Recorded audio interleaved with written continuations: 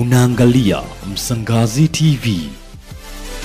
Hayo yamejiri wakati wa ziara ya mbunge wa jimbo hilo ambapo wananchi wamesema walikuwa wakifuata maji umbali mrefu, hali ambayo ilikuwa ikihatarisha maisha yao. Tulikuwa tunatoka saa 10.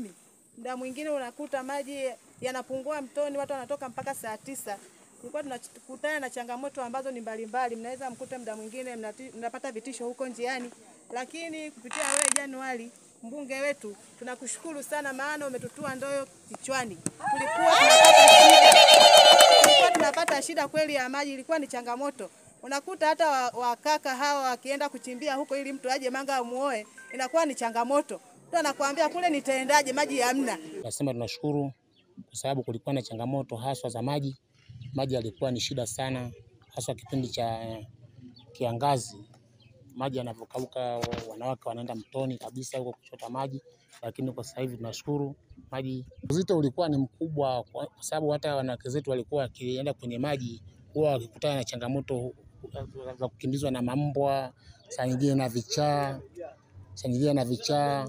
Wanatuacha hata sisi wanaume tukiwa tumelala usiku, wanaenda kuchota maji. Hata tabu kwenye masuala ya ndoa ilikuwa ni matatizo. Kwa upande wake, kaimu meneja wa maji vijijini Ruasa wilaya Lushoto Charles Boy anasema mpaka sasa wamejipanga kuimarisha hali ya upatikanaji wa maji na kuondoa wananchi katika changamoto upatikanaji wa maji.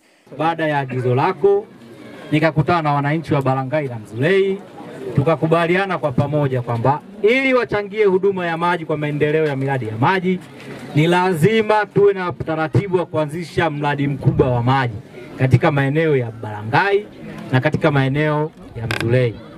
Mheshimiwa mbunge, mimi mwenyewe nilifika pale nikapima mradi ule na wananchi wa Barangai walianza kuchangia, wakatimiza wajibu wao.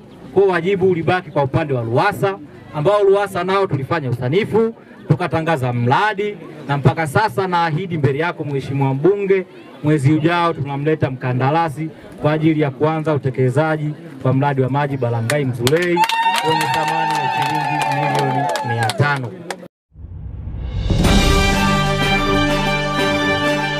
Unaangalia Msangazi TV.